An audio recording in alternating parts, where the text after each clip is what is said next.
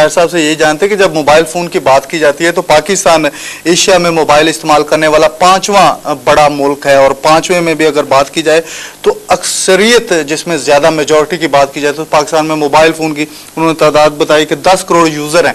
ये बड़ी तादाद है। आप समझ रहे हैं कि हुकूमती सतह पर भी इस इंडस्ट्री को प्रोलॉन्ग करने के लिए, इस इंडस्ट्री को बचाने के लिए, इस इंडस्ट्री में मज़ीद सरमाया लाने के लिए क्या इकदाम होने चाहिए थे जो आज तक नहीं हुए? बसरा साहब, देखिए, सबसे इम्पॉर्टेंट चीज़ जो है वो लॉ एंड ऑर्डर की सिचुएशन है। आपके मुल्क में इस वक्त जो सिचुएशन है, मुझे बताइए कि कोई फॉरेनर यहाँ पर इंस्पेक्शन के लिए आने को तैयार नहीं है, तो वो इन्वेस्टमेंट करने कैसे आएगा? अब तो 2 साल से ज्यादा बल्कि जमहूरी हुकूमत को हो चुका। हम तो ब्लेम नहीं दे सकते फिर कि जमहूरी हुकूमत के आने के बाद जो अमन अमान की सूरत हाल बेहतर नहीं हुई।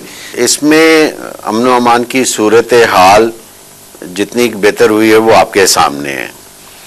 लाहौर बचा हुआ था, अब पिछले 1 साल से लाहौर भी जद में आ गया। अभी चूंकि मेरा ताल्लुक फ्रेट फॉरवर्डिंग इंडस्ट्री से भी है, कार ट्रैकिंग से भी है, तो मैं फ्रेट फॉरवर्डिंग की से बात करूंगा कि हम एक प्रोजेक्ट पे काम कर रहे थे और उसमें मैंने अपने जर्मन पार्टनर्स के साथ उनको कन्विंस कर रहा था कि वो इस वक्त पाकिस्तान की मार्केट उनके लिए बहुत वायबल है कि वो यहाँ पर इन्वेस्ट करें।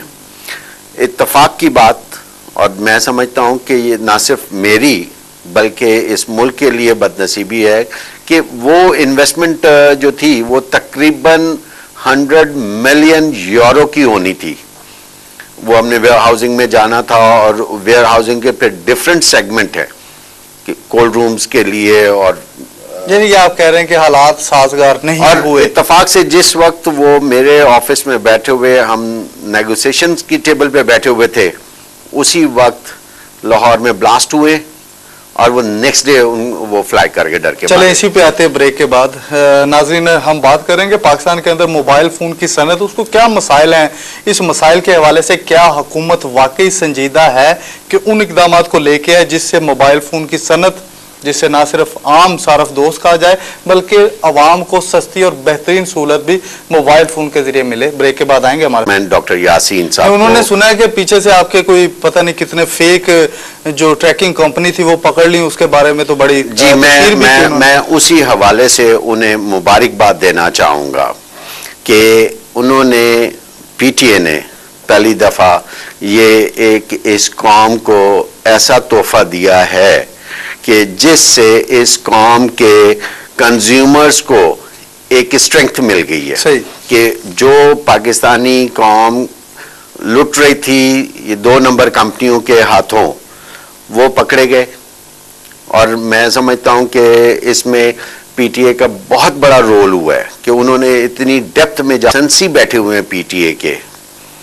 अब ऑब्वियसली जब हम इतने टैक्सेस पे कर रहे हैं और वो कंपनी ना कोई टैक्स देना है, ना उसके कोई लाइसेंस फी दी है, ना उसका कोई अरेंजमेंट्स हैं सर्विसेज प्रोवाइड करने में, तो वो हम उनका कैसे compete कर सकते थे? अब वो यही होता था कि इस किस्म की कंपनीज ने, उन्होंने 200-400 गाड़ियों में ट्रैकिंग लगाया सिस्टम्स और पैकअप करके निकल गए। अब मैं ये पूछता हूँ कि वो जो 200-400 लोगों ने अपने खून पसीने की कमाई उनको दी और बाद में वो उन्हें सर्विसेज नहीं मिल रही। क्या आप लोग साथ देंगे PTA का इस सिलसिले में? जी बिल्कुल, हम PTA के साथ शाना बशाना खड़े हुए हैं। हम मेरी अपने कुछ कोलीग्स के साथ डिस्कशंस हुई हैं जो डिफरेंट कंपनीज के CEOs हैं, ट्रैकिंग कंपनीज के, जो रिप्यूटेड कंपनीज हैं। देखिए, हम बहुत हेल्दी कंपटीशंस में हैं। हम कहते हैं कि आइए हमारे मुकाबले पे, लेकिन एक स्टैंडर्ड के साथ। जब कर रहे हैं तो ताहिर साहब आपसे ये बात जानते हैं कि पाकिस्तान के अंदर प्रोफेशनलिज्म की जब बात की जाती है तो उसमें बहुत सारी चीज़ें आ जाती हैं कि हमने मुल्क को अगर बेहतर सतह पे इस्तवार करना है तो उस पर प्रोफेशनल लोगों की कमी है।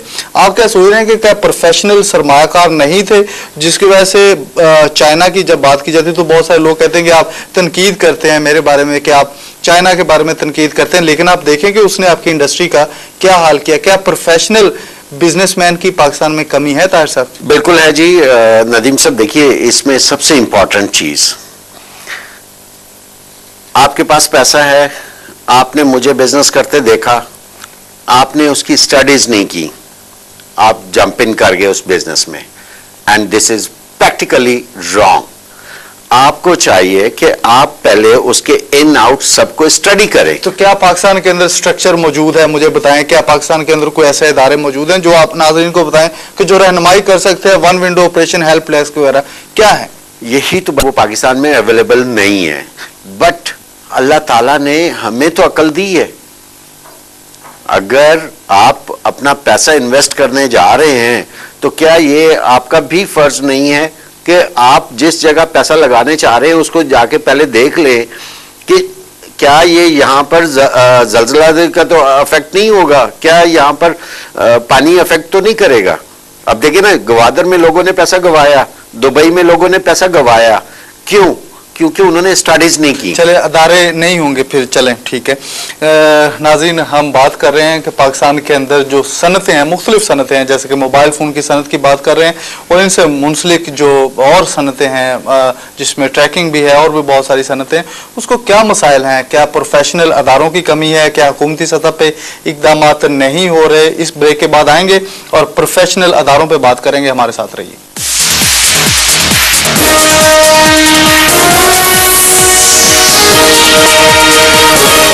दोबारा